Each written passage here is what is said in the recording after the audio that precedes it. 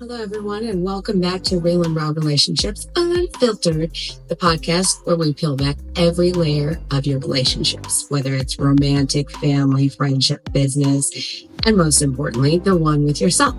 We go all the way in, you know that. Now, that being said, I'm usually the one asking the questions, calling people out, challenging the BS, making you face your shit. But after my interview with Pastor Henry last week, he asked if he could keep recording, flip the mic, and ask me a few questions.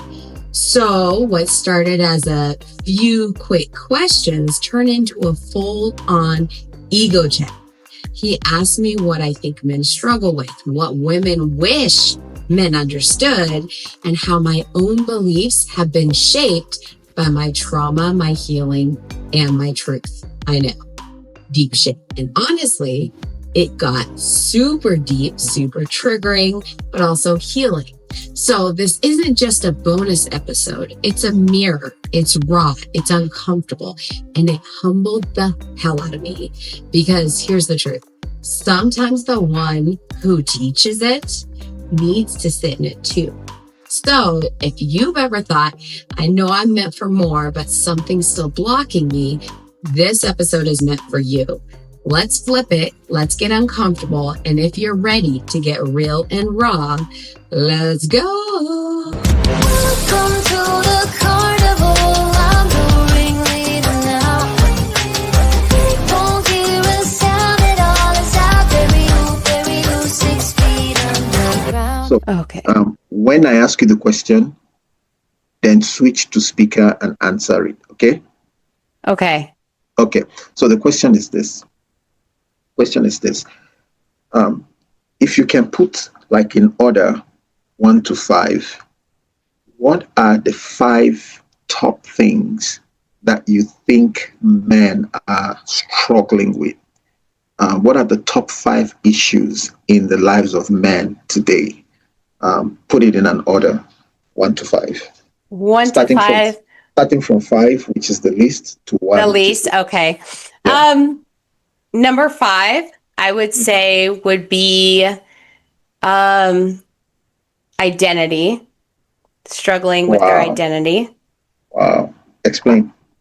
So for the identity, really just trying to figure out, they are always trying to figure out who they are. I can't tell you how many times I dated a guy and he didn't know who he was, right? He's like trying to figure out his path, and then he ends up going out and drinking, or he ends up breaking up with another relationship. So he's really busy, working, saying that he's trying to find his path, but he's not actually getting there because he's not doing the actual steps that it takes, right?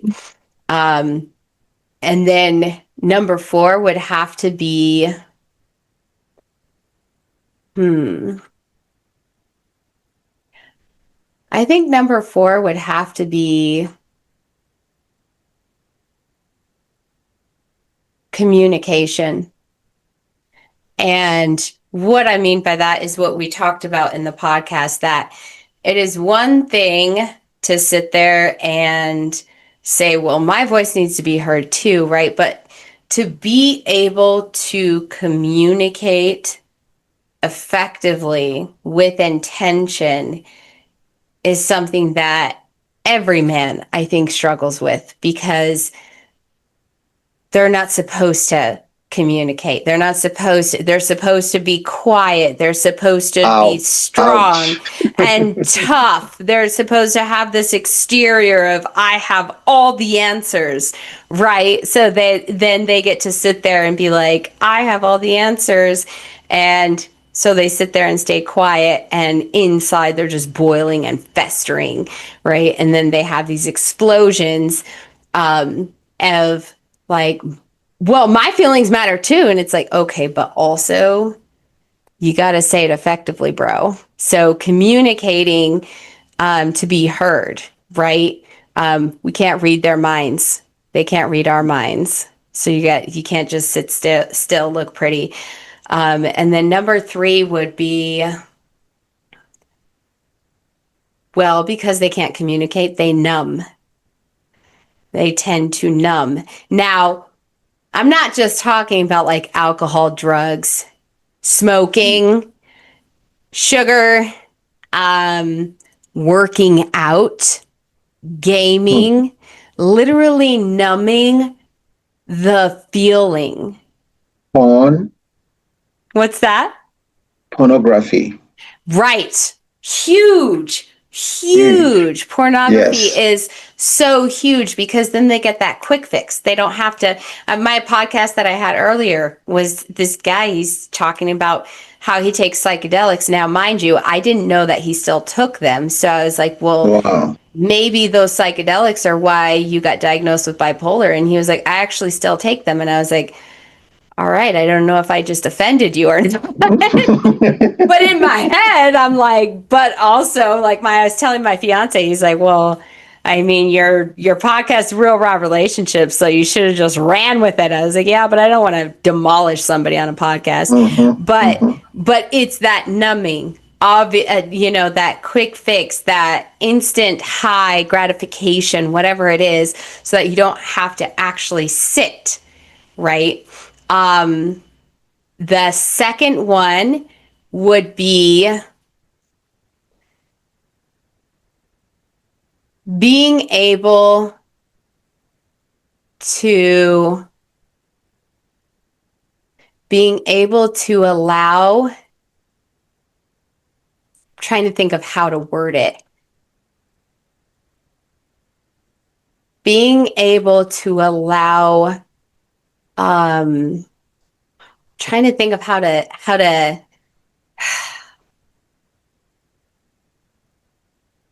being able to just be. So it's, I've had this conversation with my fiance where it's like, you've got to be the provider, the protector, provide, was it provide, serve, and protect? He's over here. Oh, you're talking about what we initially. Yeah, what is it called? Provide, serve, and protect? Right. Provide, protect, suffer, sacrifice. Oh, okay. So it's provide, protect, suffer, sacrifice. Wow. So that's what men are mostly taught: provide, protect, serve, sacrifice, right? So they have to be everything for everyone. So something that we have talked about many times is you don't have to do so much. You just have to be present. You have to be present for it. You don't have to be the most muscular man. You don't have to be the most emotional, the most intimate, the most sexual, nobody gives a shit. It is, can you be present with intention? Now, I know that one was a doozy. So think number one, can they be vulnerable? They struggle with being vulnerable. And I'm not talking about emotionally dumping or sitting there and saying, I'm allowed to do this and well, you're not allowed to do this, and getting defensive and argumentative and sitting there and saying, these are my feelings and you're crossing boundaries, right? Because whether it's man or woman, we do it all the time. But can you be vulnerable, which means, can you actually let your walls down without spiraling out of control or trying to break up with someone or cheating on them or, running away from a situation, running away from a family? Can you be vulnerable and open in a healthy way so that you can do all those other things? Number 2, 3, 4, and 5. That's what I would say would be the 5. Last question. Okay. It's a two-sided question. What is the one way you think men misunderstand women? Ooh. And then what is the one most I don't want to say outstanding. What is the one most memorable or most hurtful way a man has misunderstood you? I think one of the biggest ways that men misunderstand women is that, well, like I said earlier, women just want you to understand them. So when they attack you, it's never about you. 90% of the time, it is not about you. I mean, unless obviously you cheated on her and then she's mad at you. I mean, that's a no-brainer, right? But when a woman is yelling at you, it's not about you. It's not about you. Not take your ego out of it, because it's not. It is about something that's going on when you come home and she lashes out at you. You never take the trash out. You didn't do this. You're walking in the house with mud all over your shoes, right? We do that. But what we're really saying is, I need a hug. I need affection. I don't care if I'm screaming at you right now. If you can take your head out of your butt and come over to me and just realize that I'm having a pretty shitty day and I need you to just hug me. My fiance has to do it to me, and I'll be like, I act like a little child sometimes. Like, no, no, no. And then he just grabs me and just like bear hugs. And then I feel my whole body just, oh, yeah, I just become this like puddle, just How do we puddle. solve the problem of you have a need, but your way of communicating your need is by screaming at you at the It's man? horrible. It's horrible. And you know what ends up happening is, if you can get past that and be like, oh, babe, what did you want?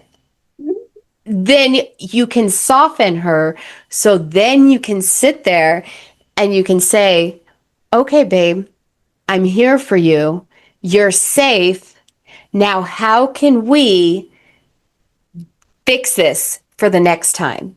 So that You next know, time you feel this way, what is a way that we can communicate better, right? But it's just like talking to a child. You talk to a 2-year-old, and yeah, I'm calling women children because we can act like fucking children like none other. You have a 2-year-old come up to you and they're like, I want my diaper change.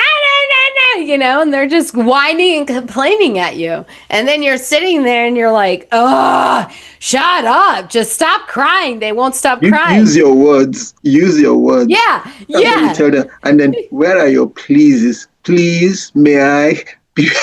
Right. And trying to tell that to a 2-year-old, you're literally arguing with your own self. That's what you're doing. They're not going to, I've never seen a 2-year-old sit there and be like, you are absolutely right, Mom. I am so sorry. No, they don't. What do? They scream louder. They kick. They throw things. Why? Because they just want to be heard and they're dysregulated. So what do? You hold the 2-year-old, you calm them down, and then once they're regulated, then you can have a conversation. If a woman is dysregulated, you cannot sit there and tell her you aren't allowed to act that way, because 90% of the time that woman is triggered by somebody in their past that told them that they weren't allowed to speak, have a voice. And so now they're taking all their trauma and they're spiraling on you. Instead of you just hugging them and it's becoming nothing, it has become a WWE SmackDown, and only the strongest will survive. That's what happens. I know you're getting the visual because I see it right now and I'm like, yeah, it's true. It happens. So funny. And then what was the second one you mentioned?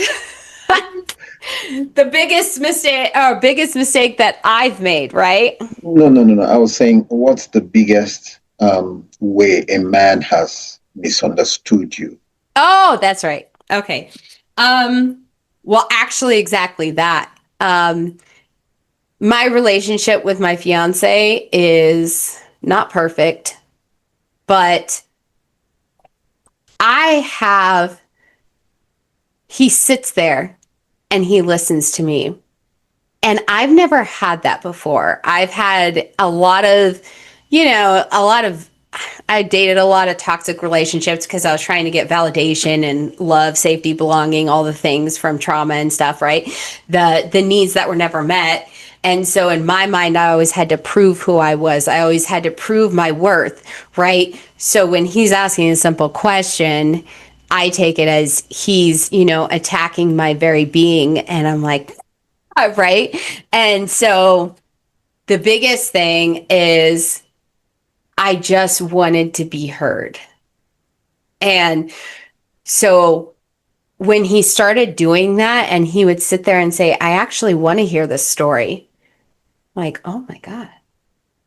Like, wow, I've never had that before. I've never had somebody actually, and I mean, I've had it in conversations with people, but I mean, I've never had it in a romantic relationship where they actually cared, not trying to get in my pants, not trying to, get some friends with benefits or whatever it was. They actually cared and heard. And that was like really huge for me because he was the first person that actually saw me past my pain. And that was the whole problem that I had in every relationship, was that I had this tough exterior and everybody would call me, you're a bitch, they would call me even worse names than that. We're not going to go into that. But they would say that I was just the most cold-hearted person. I would make everybody cry. I was known for making people cry. Men, women, children, old ladies, old men. I made employees, supervisors, owners. I made people cry for a living, essentially. But it was always because I just wanted somebody to validate me. I just wanted somebody to actually accept that I was hurting and I didn't know how to heal. And that was the hardest thing that I ever had to actually see, was that I wasn't this horrible person. And that's actually the inspiration for why I started my business. Because if I'm feeling this way, there's other women out there, and they're not angry and they're not bitter and they're not horrible women. They just want to be heard. They just want to actually be loved, to be seen past their pain, past their problems. And I think I even told you about the guy at Walmart that attacked me. I got attacked a little less than a year ago at Walmart back in October. And I remember the prosecutor calling me and asking me, she was like, well, what do you want to do about him? Do you want to lock him up? And I said, that's not what I want at all. I feel so bad for him, because somebody that would attack anybody in Walmart in general, it's horrible.